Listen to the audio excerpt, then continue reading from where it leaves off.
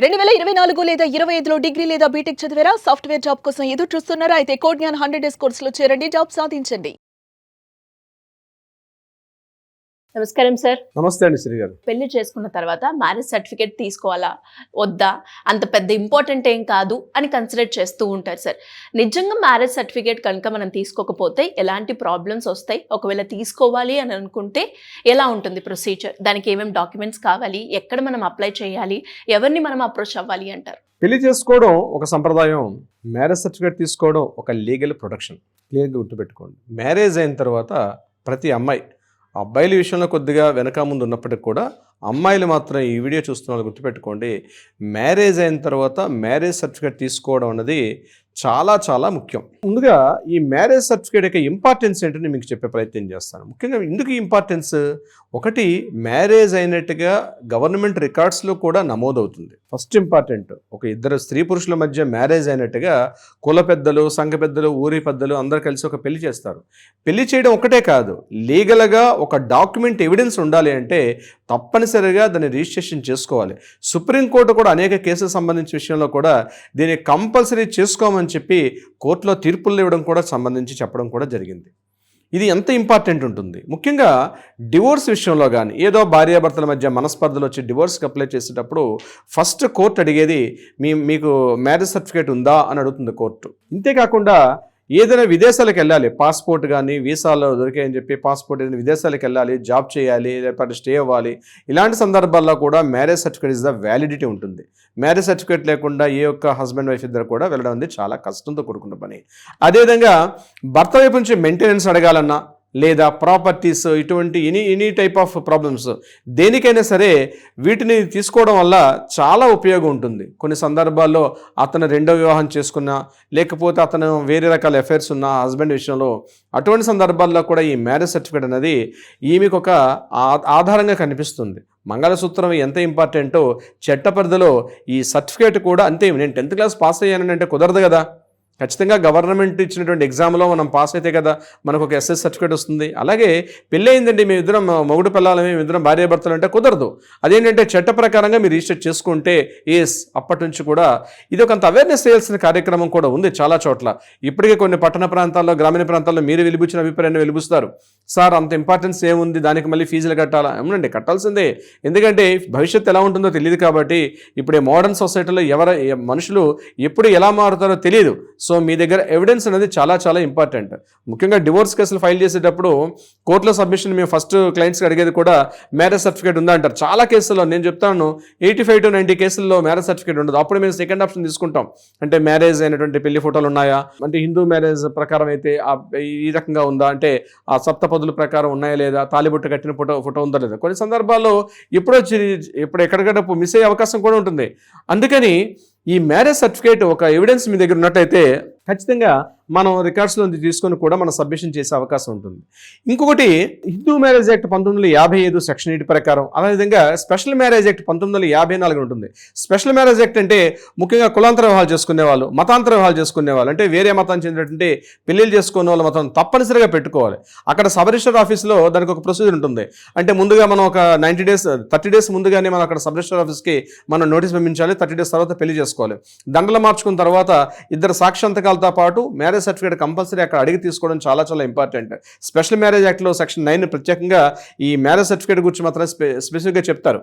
అంటే వేరే మతాలను పెళ్లి చేసుకున్న అటువంటి సందర్భాల్లో మ్యారేజ్ సర్టిఫికేట్ లేకుండా వాడు ఆ హస్బెండ్ రకరకాల ఇబ్బందులు గురి చేసిన సందర్భాల్లో మ్యారేజ్ అన్నట్టుగా ప్రూఫ్ అయితే ఉండదు. సో ఎందుకంటే ఈ వేరే మతాలను చేసే సందర్భాల్లో ఈ ఫ్యామిలీ మెంబర్స్ ఎవరు ఉండరు కాబట్టి కేవలం ఎక్కడో గుడిలోనో లేకపోతే చర్చిలోనో మసీదులో పెళ్లిళ్ళు జరిగిపోతుంటాయి. కాబట్టి ఈ స్పెషల్ మ్యారేజ్ యాక్ట్ అని 1954 ప్రకారం ఖచ్చితంగా ఆ స్పెషల్ మ్యారేజ్ అంటే ఇవే నేను చెప్పినట్టు కులాంతర వివాహాలు, మతాంతర వివాహాలు చేసుకునేటప్పుడు వారికి 1954 యాక్ట్ సెక్షన్ 9 ప్రకారం అక్కడ వారికి సర్టిఫికేట్ అవసరం.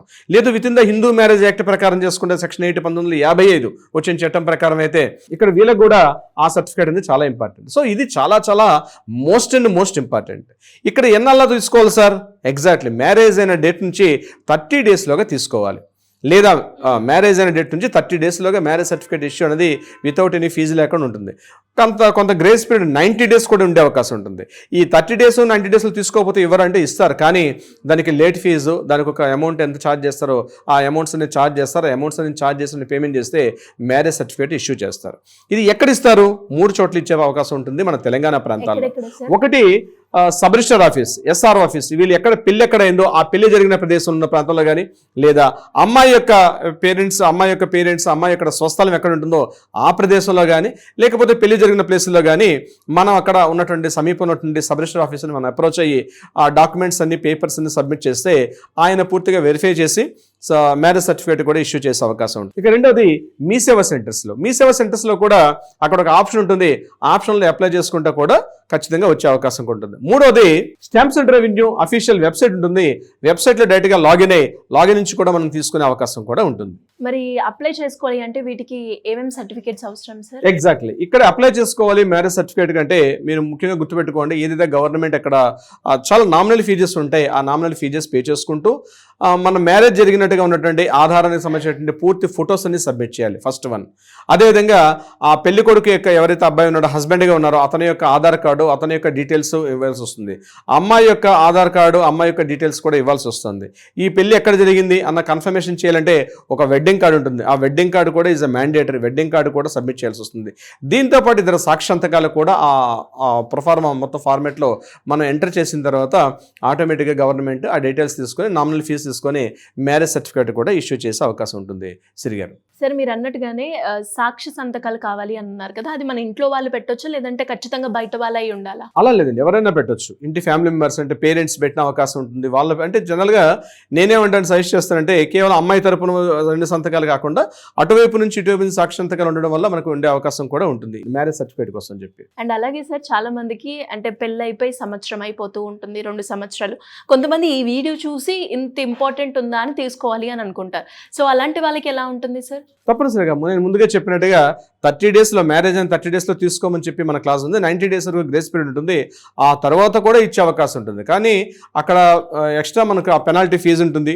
ఆ డిలే ఫైల్స్ కూడా మనం ఎందుకు కారణం అని చెప్పి కూడా ఒక ఎఫిడవిట్ కోర్టుకి సబ్మిట్ చేయాల్సి వస్తుంది. ఎందుకు మీరు డిలే చేస్తారని చెప్పి మనకి అక్కడ సబ్ రిజిస్టర్ ఆఫీస్లో ఒక ప్రొఫార్మ్ ఉంటుంది.